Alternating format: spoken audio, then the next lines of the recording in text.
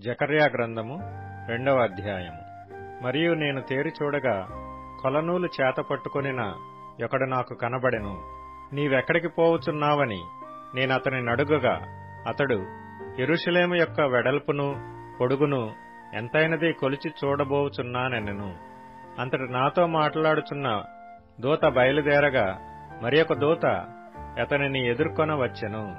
రెండవ దూత పరిగెత్తిపోయి యెరూషలేములో మనుష్యులను పశువులను విస్తారమైనందున అది ప్రాకారములు లేని మైదానముగా ఉండునని ఈ యవ్వనునికి తెలియజేయమని మొదటి దూతకు ఆజ్ఞ ఇచ్చెను.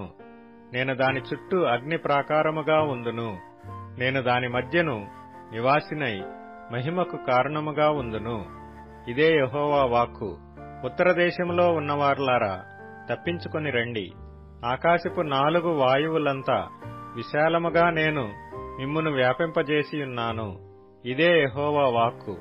బబులోను దేశములో నివాసివగు సీయోను, అచ్చట నుండి తప్పించుకొని పొమ్ము. ఇదే యెహోవా వాక్కు. సైన్యములకు అధిపతియగు యెహోవా సెలవిచ్చినదేమనగా, మిమ్మును ముట్టినవాడు తన కనుగుడ్డును ముట్టినవాడని ఎంచి తనకు ఘనత తెచ్చుకొనదలచి మిమ్మును దోచుకొనిన అన్ని జనుల యొద్దకు ఆయన నన్ను పంపియున్నాడు. నేను నా చేతిని వారి మీద ఆడించగా వారు తమ దాసులకు దోపుడు సొమ్మగుదురు.